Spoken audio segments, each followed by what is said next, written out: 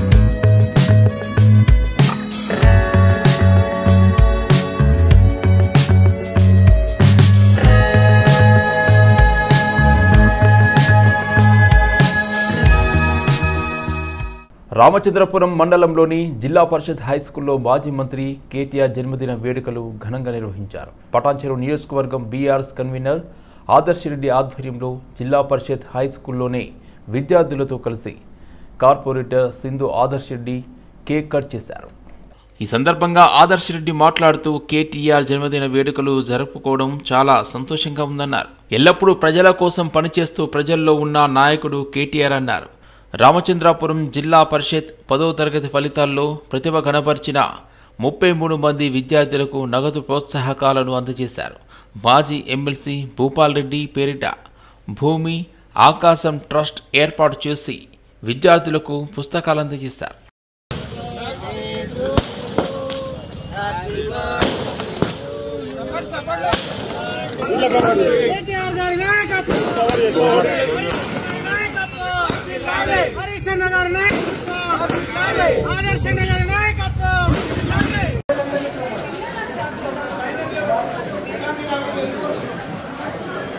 అలాగే పరమేశ్వరాన్ని కూడా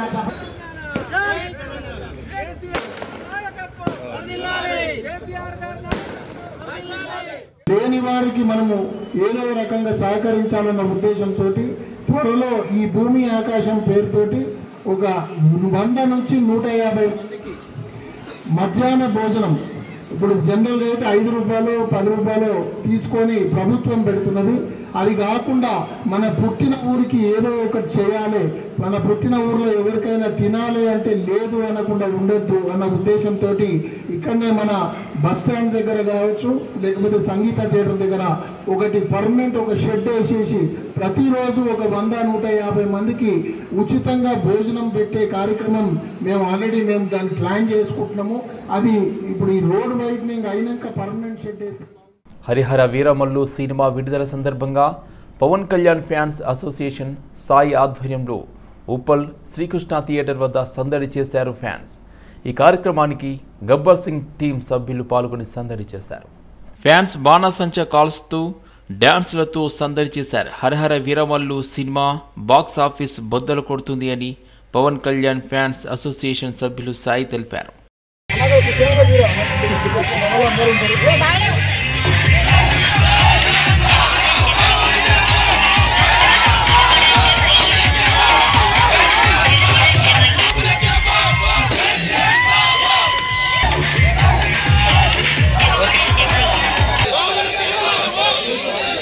people star are నారాయణమూర్తిని చూసి ఏపీ సీఎం చంద్రబాబు, తెలంగాణ ముఖ్యమంత్రి రేవంత్ రెడ్డి సిగ్గుతో తల వంచుకోవాలని సిపిఐ జాతీయ కార్యదర్శి నారాయణ తీవ్ర స్థాయిలో ధ్వజమెత్తారు.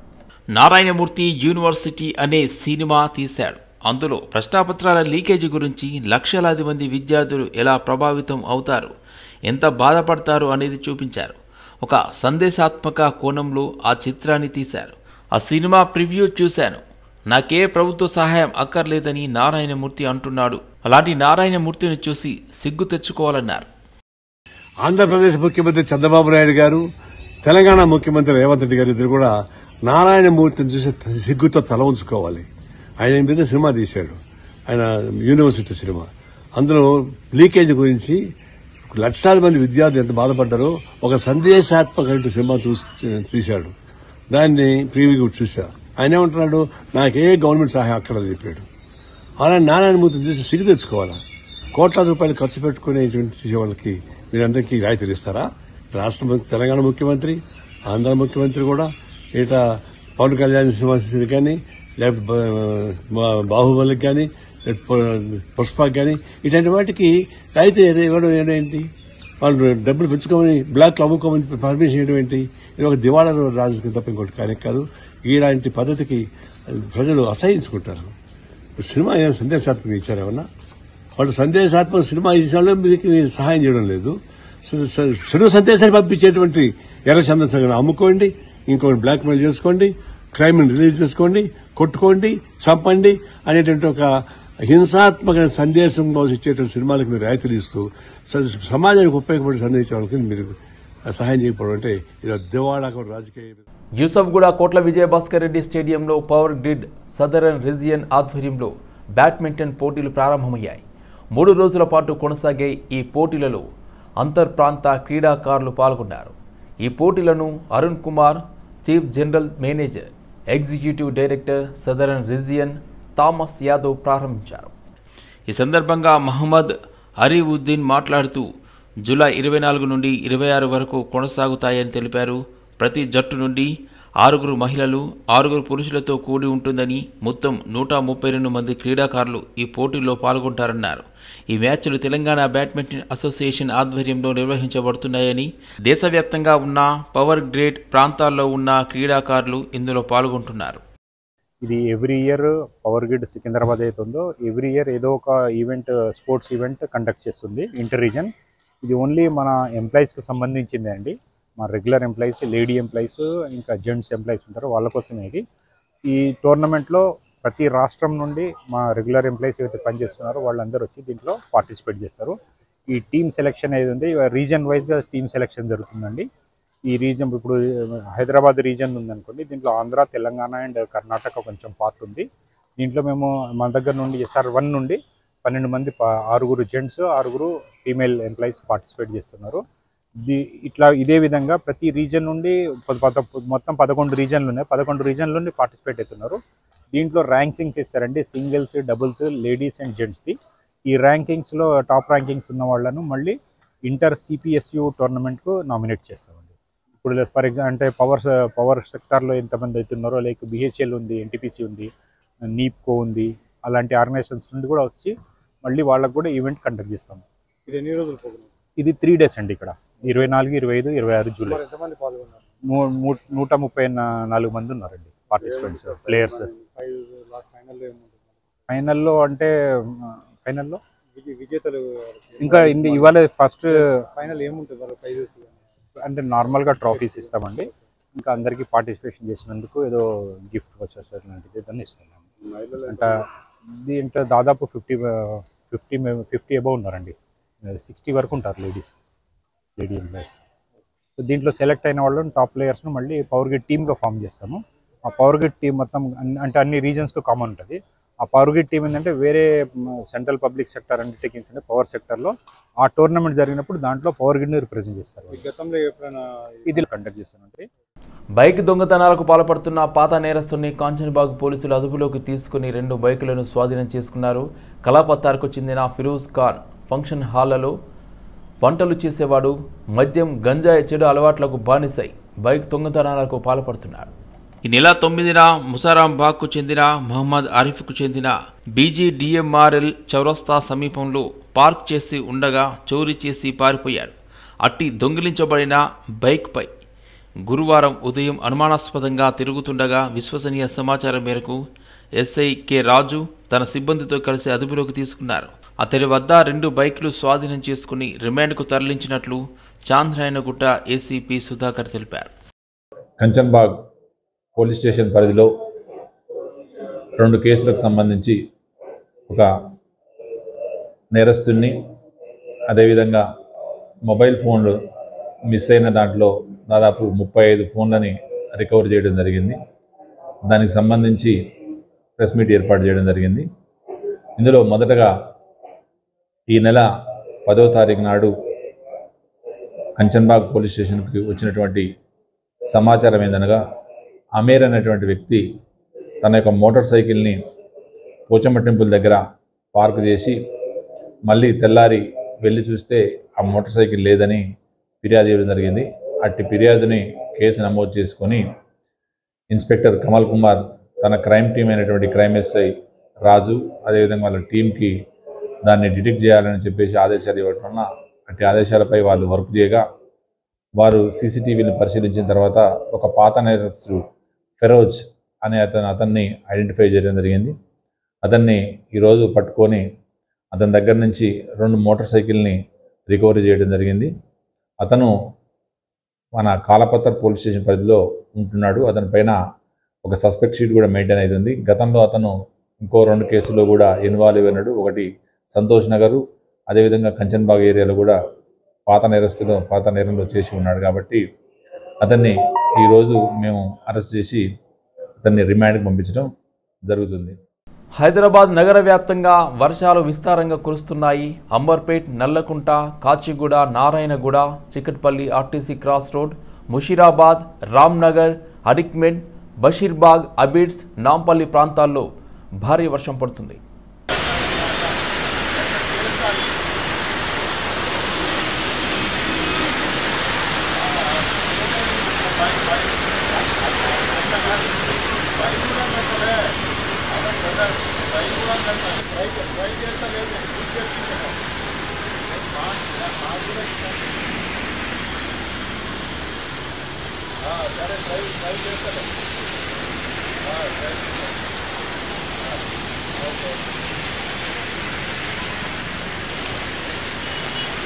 ఓకే